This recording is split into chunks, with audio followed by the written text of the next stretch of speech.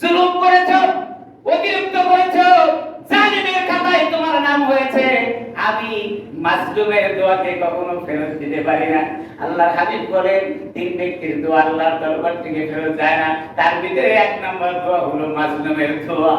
আমার ভাইরা, কত ইমামরা মসজিদে চোখের পানি ফেলে জালেমের জুলুম থেকে হেফাজতের দোয়া করেছিল, আল্লাহ দোয়া কবুল করেছেন। আমার ভাইরা, রব্বে কারীম আল্লাহর হাবিবের মাধ্যমে জানা যায় তিন ব্যক্তির দোয়া ফেরত দেওয়া হয় না।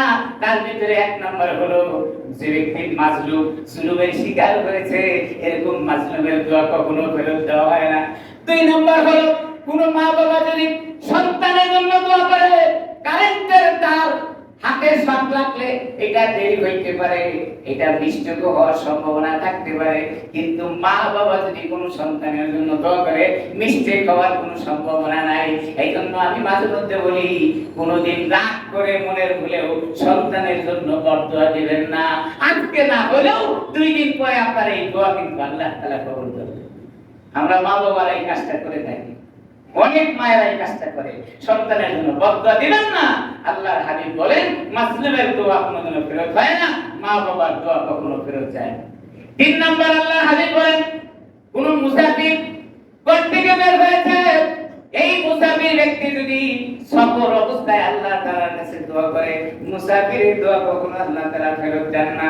3 ব্যক্তির ভিতরে এক শ্রেণীর কথা আমি আপনাদের সামনে বলতে চেয়েছিলাম, মাজলুমের দোয়া আল্লাহ কখনো ফেরত দেন না। জালেমের জুলুম থেকে আল্লাহ তাআলা মাজলুমদেরকে হেফাজত করেন, কিন্তু একটু সময় লাগে। কি লাগে ভাই? একটু সময় লাগে। এইজন্য কোরআনে কারীমের ভিতরে আল্লাহ তাআলা বলেন, আমার কাছে যত আমল নিয়ে আসবে তার চেয়ে সবচেয়ে প্রিয় আমল হলো কোন মানুষ আমলের ক্ষেত্রে যদি ধৈর্য ধারণ করে, ধৈর্য ধারণ করার আমল আল্লাহ তাআলার কাছে সবচেয়ে বেশি প্রিয়। আমার ভাইরা, ধৈর্য ধারণ করার ফল আল্লাহ তাআলা মুহূর্তের ভিতরে দেখায় দিল। কি বলেন?